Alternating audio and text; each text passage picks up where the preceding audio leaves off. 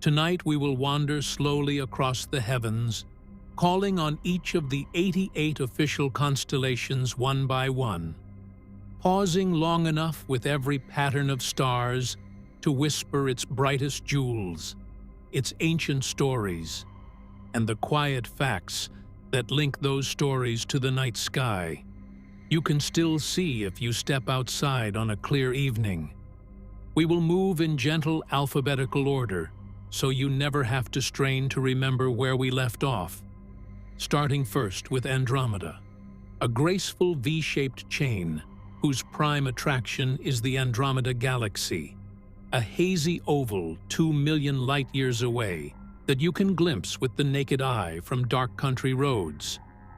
Then we drift to Antlea, the air pump, modern and faint, south of the sea serpent Hydra, containing the star Alpha Antlea that shines a modest 4th magnitude yet anchors this quiet patch of sky.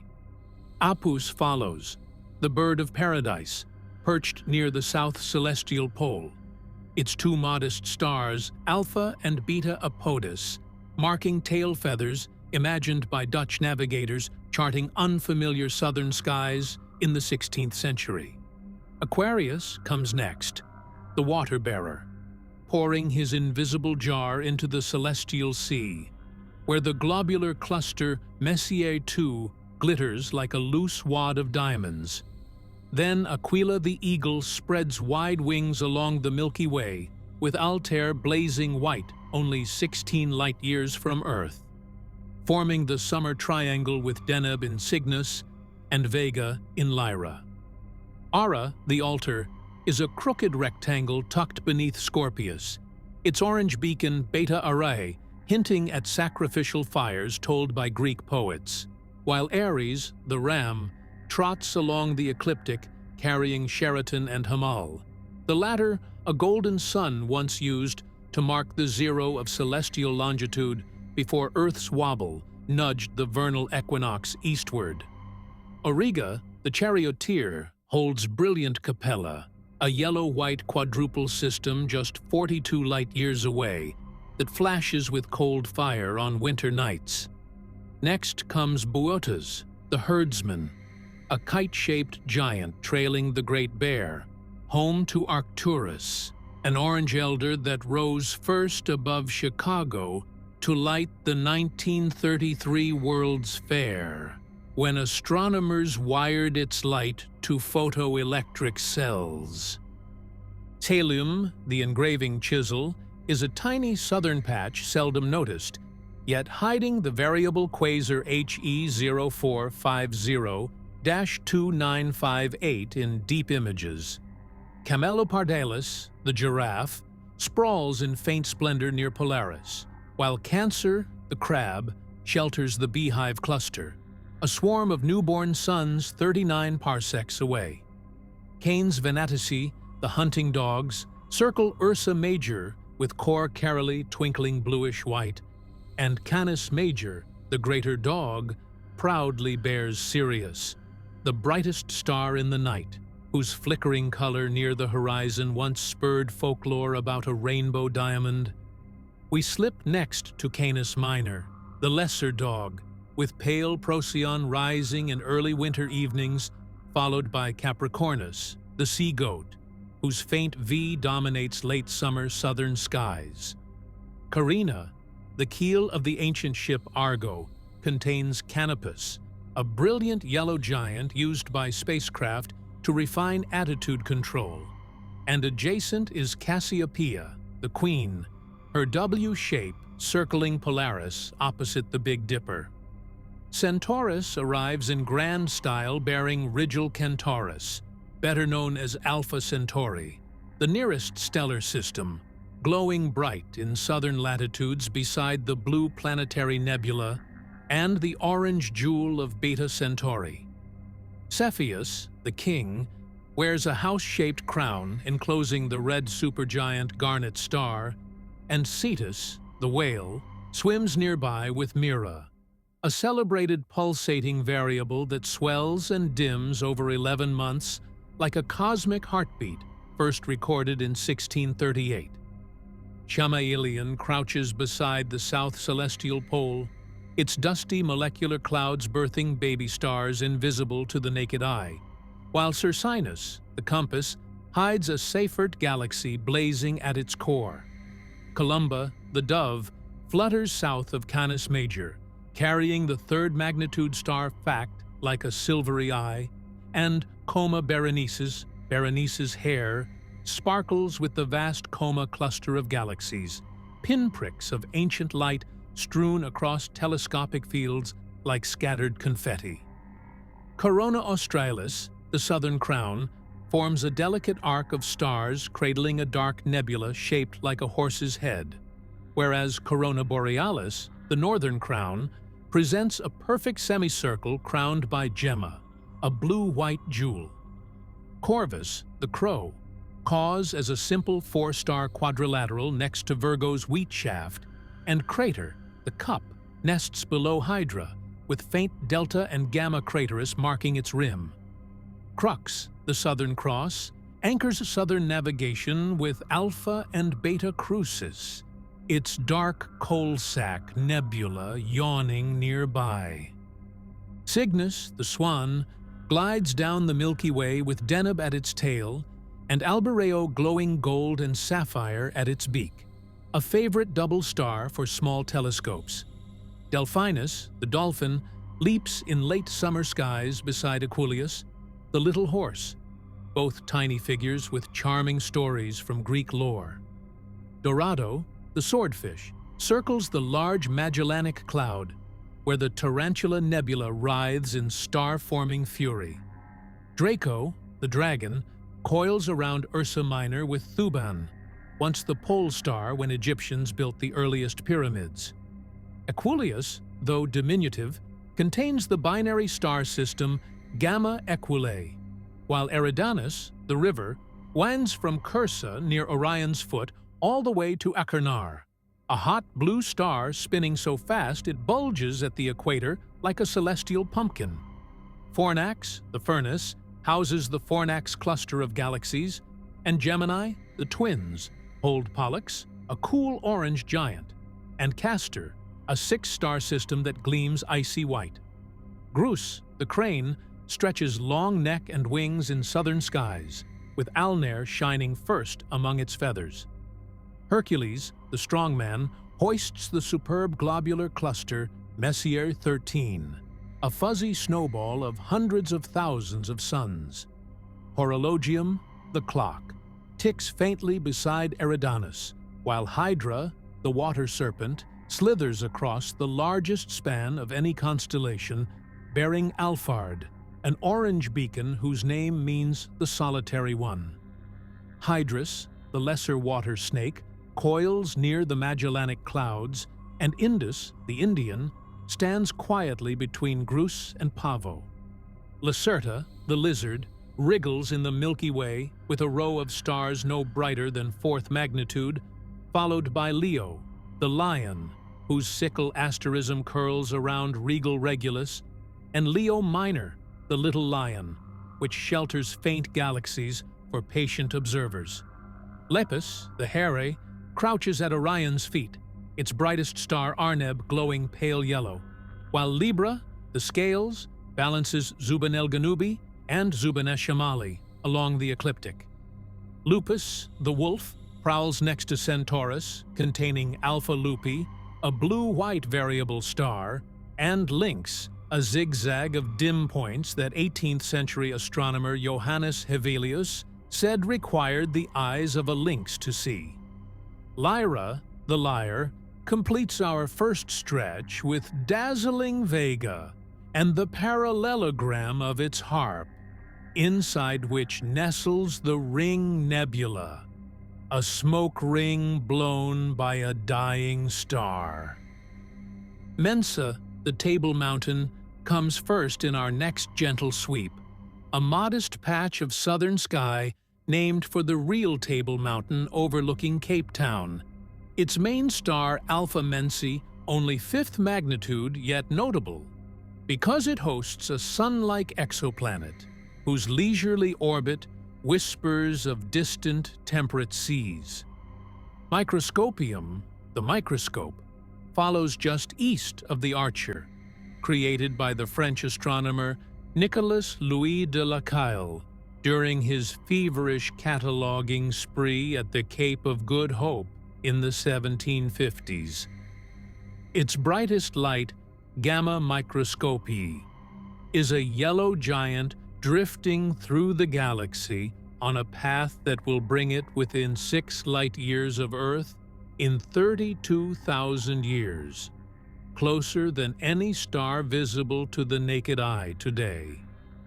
Monoceros, the unicorn, trots along the winter Milky Way between Orion and Canis Major, invisible to ancient stargazers, yet rich in telescopic treasures such as the Rosette Nebula, a rose-shaped bloom of glowing hydrogen, and the blue-white triple system Beta Monocerotis that William Herschel called one of the most beautiful sights in the heavens. Musca, the fly, hovers south of Crux with twin sapphire gems Alpha and Beta Muscae marking translucent wings, while further along appears Norma, the Carpenter's Square, its faint frame sheltering a dense star-forming region known as RCW38, where infant suns huddle like embers in a cosmic forge. Octans, the octant, wraps itself around the south celestial pole with Sigma Octantis, acting as a far dimmer analog to Polaris, its 6th magnitude glow almost lost against the Milky Way's haze, yet still used by navigators who ply seas below 40 degrees south. Ophiuchus, the serpent-bearer, stands tall on summer nights, wedged between Sagittarius and Hercules, his upraised arms clasping the serpent constellation Serpens in 2 separate pieces. Within his borders lie dozens of globular clusters, including Messier 10, 12, and 14, each a sparkling snow globe of ancient stars that formed before Earth had cooled. Orion now strides into view, the most recognizable hunter of all, with Betelgeuse swelling crimson at his right shoulder and Rigel blazing blue-white at his left foot.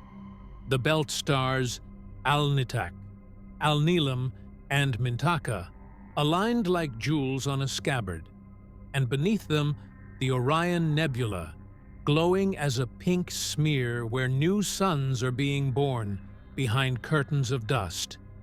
This single region pours more visible light than any other nebula, and, when magnified, reveals the trapezium, a quartet of incandescent infants less than 1,000,000 years old.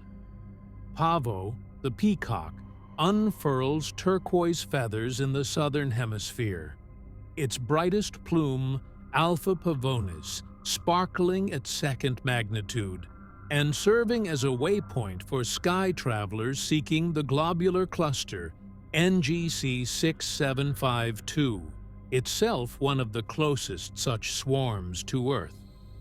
Pegasus, the winged horse, gallops across autumn skies with the great square marking his body. And within that square, the star 51 Pegasi hosts the very first exoplanet discovered around a sun-like star, a hot Jupiter that shocked astronomers in 1995 and launched a new era of planetary science.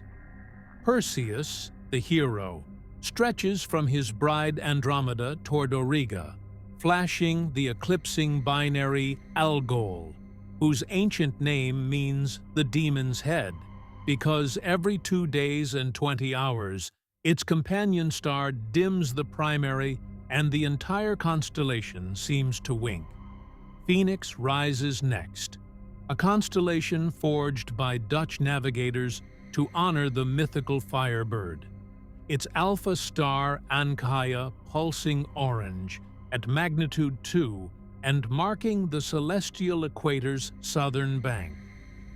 Pictor, the painter's easel, stands nearby with its faint canvas pointing toward the large Magellanic Cloud, while Pisces, the fishes, drifts along the ecliptic, sheltering the vernal equinox point, where the sun crosses the celestial equator each March. Pisces austrinus, the southern fish, opens its mouth wide around Fomalhaut, an A-type star encircled by a dusty disk, where astronomers have imaged a directly detected exoplanet that orbits like a lonely ember in a vast dark sea. Puppis, the stern of the once mighty ship Argo Navis, holds the open cluster Messier 47 and the brilliant blue-white star Naos, whose luminosity outshines the sun by hundreds of thousands of times. Pyxis, the compass, completes this paragraph's voyage, a modest triangle conceived by Lecoq that today guides amateur astronomers toward the Edge-on Galaxy, NGC 2613, a razor-thin spindle floating 80 million light-years away, its core glowing faintly through home telescopes like a forgotten ember on the horizon of the universe. Reticulum opens our new stretch of sky, a faint diamond of stars once called the Net by Abbé Nicolas de la Caille, who imagined it as the fine grid in the eyepiece of his small southern telescope. Its brightest gem, Alpha Reticuli, glows a modest third magnitude, yet lies little more than 150 light-years away, close enough for its yellow-white light to carry only a whisper of interstellar reddening. Deep within Reticulum's borders hides the barred spiral galaxy, NGC 1313, whose peculiar arms appear warped by invisible tidal forces. And farther still lurks GRB 980425, the first gamma-ray burst ever linked to a supernova. Instruments recorded its brief flash on 25 April 1998. Then ground-based telescopes watched a massive star collapse into a black hole inside this quiet corner of the net. We step next to Sagitta, the arrow, tiny but distinct just north of Aquila's wings. Its shaft is formed by 4 stars no brighter than 4th magnitude, yet binoculars reveal Messier 71, a looser globular cluster once mistaken for an open cluster until 20th century photometry proved its stars to be as ancient as those in more compact swarms.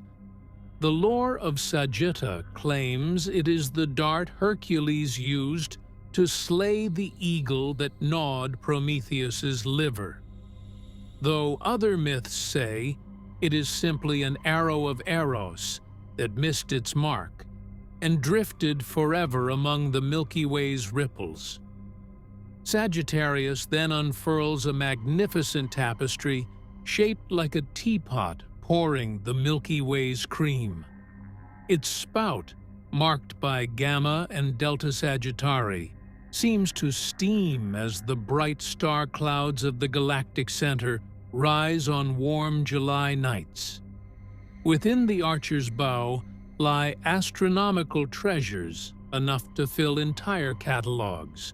The Lagoon Nebula glowing rose-pink, the Trifid Nebula split by dark rifts, the Omega Nebula swirling like a swan in flight, and the Sagittarius, a star radio source, a 4 million solar mass black hole whose event horizon was imaged for the first time in 2022 by the Event Horizon Telescope collaboration. At the northern edge of the Archer sits the globular cluster Messier 22, so large that Edmund Halley could resolve it into stars with a 17th-century refractor. Farther south lurks the Sagittarius dwarf galaxy, a satellite currently being shredded by the Milky Way's gravity, its stars spilling into elongated tidal streams that wrap our galaxy like ribbons. Even humble 8th magnitude stars such as K238 have become modern landmarks, for they host rocky exoplanets found by the Kepler spacecraft, reminding us that the Archer's quiver still sends new discoveries flying into human imagination. Scorpius now rises, unmistakable with his curved stinger dipping toward the horizon, crowned by the red supergiant Antares, whose name means rival of Mars because it gleams the same rusty hue. Telescopic viewers often notice a tiny green companion star beside Antares, a visual contrast that evokes holiday ornaments set against the velvety night. Running up the Scorpion's back are Shaula and Lesath, twin blue-white suns that frame a stinger pointing toward the dense star clouds of Sagittarius. While halfway along the body, the open clusters Messier 6 and Messier 7 sparkle like twin handfuls of salt flung across black velvet. Between the claws floats the butterfly cluster, whose orange and blue wings gull in binoculars, and nestled deeper lies the dark pipe nebula, a sinuous dust cloud that blocks Milky Way starlight to create a perfect silhouette of a tobacco pipe. According to classical legend, Scorpius was placed in the sky to chase Orion, which is why the hunter sets just as the Scorpion rises, ensuring the two never share the heavens. South of this brilliant arachnid sits Sculptor, a faint constellation introduced by Lecal as the sculptor's workshop. Though its naked eye stars are dim, it hosts the Sculptor dwarf galaxy only 300,000 light-years away, and the intriguing spiral NGC 253, one of the brightest galaxies in amateur telescopes, its starburst core churning out new suns at a frantic pace. Sculptor is also home to many of the earliest discovered ultra-metal-poor stars, ancient fossils from the first generation after the Big Bang, studied by spectrographs to decode the chemistry of the young universe.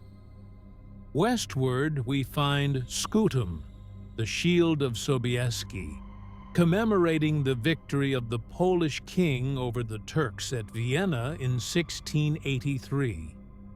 Within its modest outline lies the luminous open cluster, Messier 11, the wild duck cluster, whose dense swarm of bluish stars resembles waterfowl startled into flight.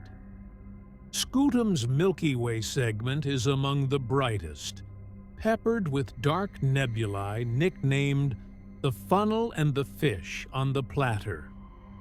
Radio surveys through this region first revealed evidence for our galaxy's central bar structure. Serpens slithers into two celestial domains, Serpens caput, the head, and Serpens cauda, the tail, held apart by Ophiuchus's grasp. Within the tail gleams the Eagle Nebula, where the pillars of creation rise like cosmic smokestacks in Hubble photographs, while the head contains the brilliant globular cluster Messier 5, an ancient ball of 500,000 stars that orbits the Milky Way every 426 million years. Midway along Serpent's caput lurks RS Ophiuchi, a recurrent nova that detonates roughly every 15 years when a white dwarf siphons gas from its red giant companion, briefly brightening enough to be seen with binoculars before fading into quiescence. Sextans follows, another Lacaille invention honoring the astronomical sextant. Though sparse in bright stars, it houses the sextans dwarf galaxy and numerous quasars used by radio astronomers as guideposts for long baseline interferometry. Taurus next charges across the winter sky with orange Aldebaran blazing in its eye, and the Hyades cluster forming the bull's V-shaped face only 150 light-years distant, close enough that its stars share proper motion, like a family trotting across space. Above the Hyades sits the Pleiades, a brilliant swarm of hot blue siblings often mistaken for a tiny dipper. Long exposure photos reveal wispy dust glowing around these stars. Debris from an unrelated cloud the cluster is currently plowing through. At the bull's shoulder glints the Crab Nebula, the shattered husk of a supernova witnessed by Chinese astronomers in 1054. At its center spins a neutron star 30 kilometers wide, yet rotating 30 times per second, flooding space with pulses of radio, optical, and gamma-ray light like a cosmic lighthouse. Close to Taurus's western horn sits T Tauri, the prototype of young variable stars, still cocooned in gas and flashing erratically as accretion flares sculpt its protoplanetary disk. The entire constellation thus becomes a living textbook on stellar evolution. From infant suns to elderly giants and explosive deaths. Telescopium, the telescope, appears next, created in honor of the very instrument unraveling these secrets. Its brightest star, Alpha Telescopii, flickers pale blue-white at magnitude 3. Yet the constellation's deeper claim to fame is the Telescopium Grus cloud, a vast filament of galaxies stretching hundreds of millions of light-years, part of the cosmic web's frothy texture. Radio surveys through Telescopium discovered fast radio burst FRB 190523, a millisecond-long flash that challenged theories about magnetar flares and cosmic strings. Triangulum then steps into the scene, a simple triangle of third-magnitude stars that cradle the spiral galaxy Messier 33, a face-on pinwheel whose delicate arms can be glimpsed with small telescopes under mountain darkness. Within those arms, the vast H2 region, NGC604, swells like a pink balloon 50 times larger than the Orion Nebula. Triangulum Australe, the southern triangle, mirrors its northern cousin but shines brighter, with the yellow-white beacon Atria at its apex. And inside its modest outline lurks the X-ray binary IGRJ 16597-3704, where a neutron star siphons matter from its companion in a relativistic dance. Early explorers used Triangulum Australe plus nearby Circinus as a pointer to the lurid Eta Carinae Nebula when charting southern skies before electric lights.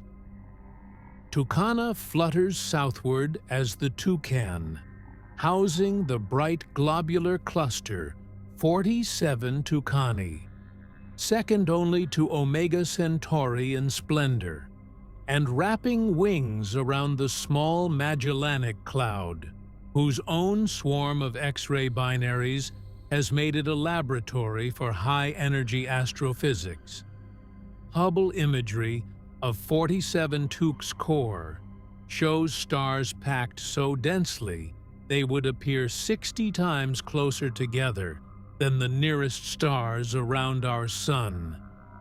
Moving north, we finally encounter Ursa Major, the Great Bear, whose Big Dipper asterism is etched into human mythologies from Native American to Mesopotamian. Spectroscopic studies reveal that 5 of the Dipper's 7 main stars form the Ursa Major moving group, born together some 500 million years ago.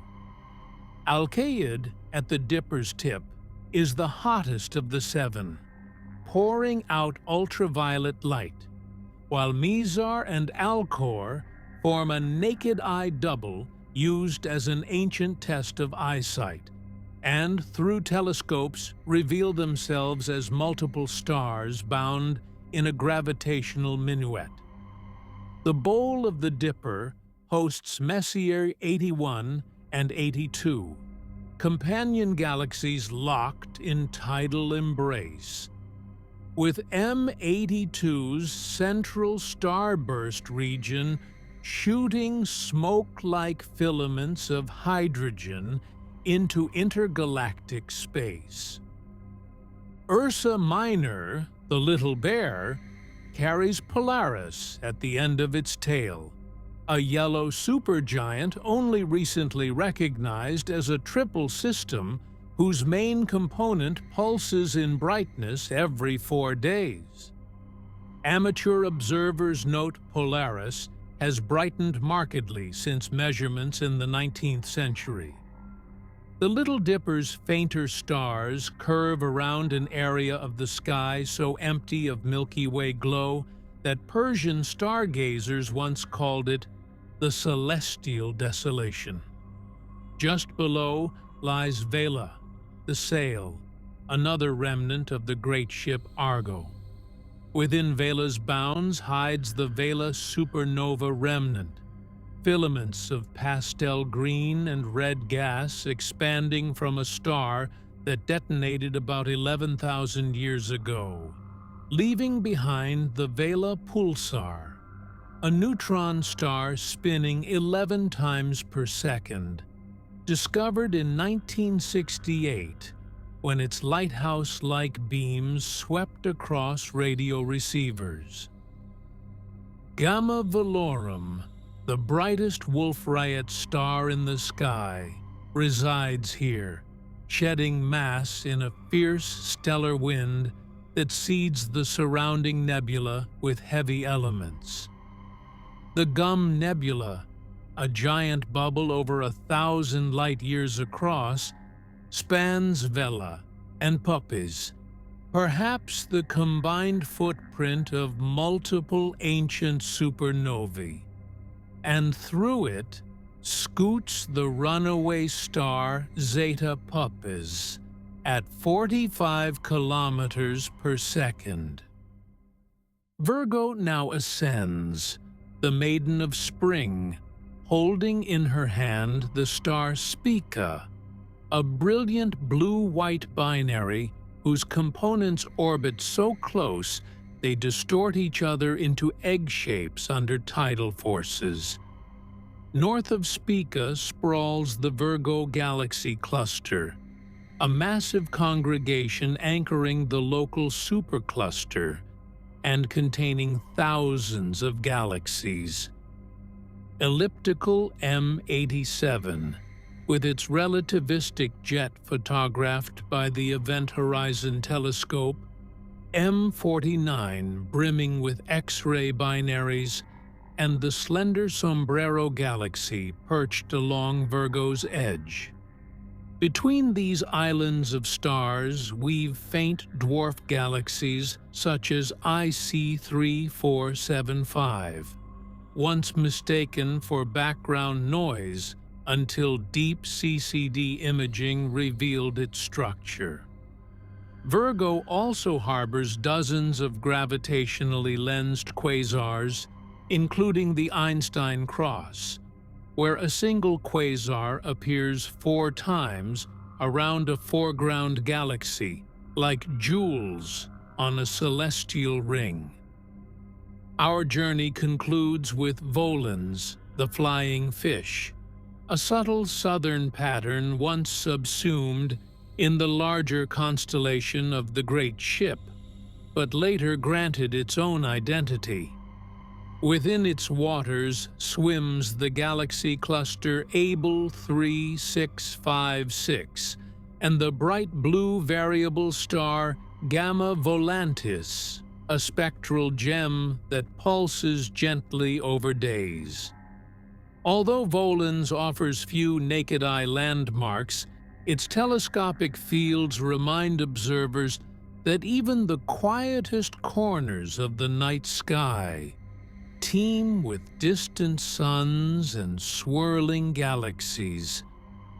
As we let the flying fish glide beyond the horizon, we have gently named each of the 88 constellations sanctioned by the International Astronomical Union, weaving their myths, stars, nebulae, and modern discoveries into one long, unhurried tapestry, an entire atlas spoken aloud, ready to escort listeners toward peaceful dreams beneath the same ancient canopy of light. Equally lulling is the lineage of star names themselves, a multi-layered palimpsest built from Akkadian, Arabic, Greek, Latin, and now sterile catalog numbers. Yet each layer preserves a syllable of long-vanished sky watchers. When you murmur Betelgeuse, you recite a contraction of the Arabic phrase for the hand of the giant, though a medieval scribe inadvertently swapped a letter to create the modern spelling.